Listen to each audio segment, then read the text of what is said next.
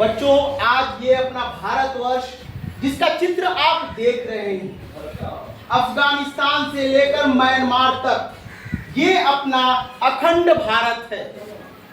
आजादी के पूर्व यहां से लेकर अफगानिस्तान से लेकर म्यांमार तक और कश्मीर से लेकर कन्याकुमारी तक अपना देश भारत था, जिसे हम सोने की चिड़िया कहते थे। लेकिन बाहरी आक्रांताओं ने इस सोने की चिड़िया को लूटने का काम किया, इसको त्रस्त और ध्वस्त करने का काम किया और इस सोने की चिड़िया पर लोगों ने नजर गड़ाए और अफगानिस्तान से, कोई तिब्बत की तरफ से, कोई म्यांमार की तरफ से, कोई अरेबियन सागर की तरफ से भारतवर्ष में जो सोने का भंडार था उससे प्रभावित होकर जो हमारे मंदिरों में सोने लगे थे, जो हमारे क्षेत्र फसलों से भरपूर थे, उनको देखकर बाहरी आक्रांताओं ने इस पर आक्रमण किया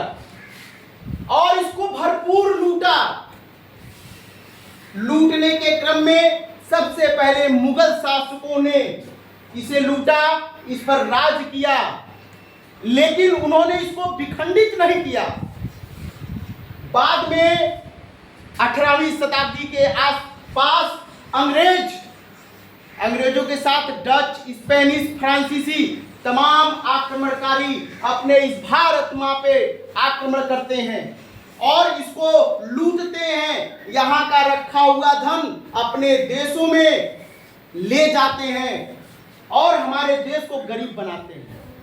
ये सब चलता रहा। हमारी शिक्षा व्यवस्था, हमारी आर्थिक व्यवस्था, हमारी व्यावसायिक व्यवस्था को छिन्न भिन्न करने का काम किया जाता है, लेकिन उसके बावजूद भी भारतवर्ष की एकता, अखंडता अक्षुण्ण रहती है।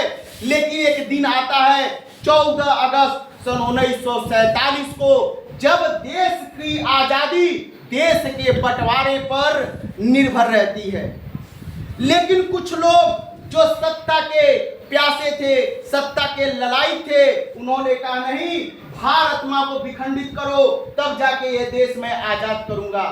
आज 14 अगस्त को भारत विभाजन विभीषिका दिवस के रूप में हम मना रहे हैं। तो 14 दिवस को यहां से, यानी जम्मू कश्मीर से लेकर गुजरात तक के बॉर्डर को, यहां से लेकर यहां तक इसको पाकिस्तान के रूप में भारत से काट दिया जाता है, जो कि एक बहुत ही आर्थिक स्थिति से संपन्न प्रदेश था, क्योंकि यहाँ पे 5 नदियां बहती हैं।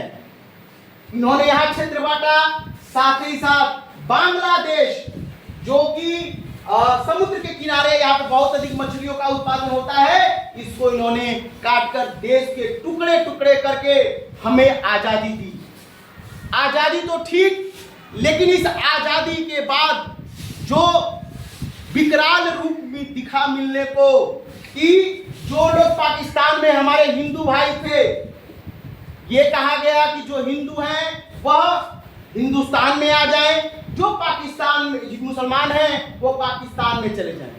लेकिन कहीं ना कहीं राजनीतिक गलियारों में इस प्रकार का नहीं हो पाया कि पूरी तरह इसको जमीनी तौर पे उतारा जा सके। लेकिन बाद में जिस प्रकार की निर्मम और निरहंस हत्या हिंदुओं की हुई, वह आप यदि कल्पना करेंगे तो आपने गदर फिल्म देखी होगी सन्नी देओल की, उसमें देखिए कि ट्रेन में लाशों को काट काट के भर भर के हिंदुस्तान भेजा गया।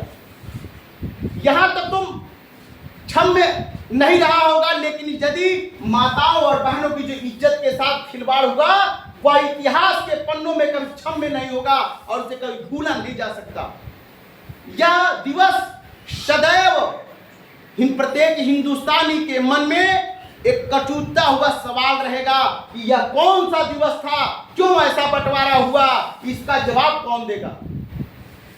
लेकिन इन सब के बीच में हम बच्चों के लिए क्या महत्वपूर्ण है कि इस दिन को हम कैसे मनाएं, कैसे यह जाने कि यह हमारे लिए सबसे बड़ा काला अक्षर और काला दिन था। आज हमारा जो ये झंडा है, इस झंडे के नीचे हम सभी एक साथ भाई की तरह रहते हैं और भाई के साथ रहने के साथ साथ हम रहते हैं। और देखिए, लेकिन उस दिन क्या हुआ कि कुछ लोग तलवारों के बल पे पाकिस्तान में जाते हैं और पाकिस्तान से हिंदुओं को ट्रेनों में काट काट के कई टुकड़ों में करके हम वापस आते हैं। लेकिन हिंदुस्तान के लोग इतने सहिष्णु थे कि उन्होंने ऐसा कोई कृत्य नहीं किया। मैं उम्मीद करता हूं कि आज इतनी बातें आप समझ रहे होंगे। और देखिए हमारे साथ ही ये तलवार भी, आ जाइए, तलवार के साथ बताइए, ये तलवार है और तलवार के बल पे ये किया गया। ठीक है, निश्चित ही यह विभीषिका हमको याद रहेगी। और हम लोग तिरंगा लेके खड़े थे क्योंकि हम लोग ये सोचते थे कि आजादी ही सबसे बड़ी चीज है। ठीक है, तो बोलिए सभी लोग, भारत माता की वंदे वंदे 15 अगस्त, भारत माता की, भारत माता की। अब आइए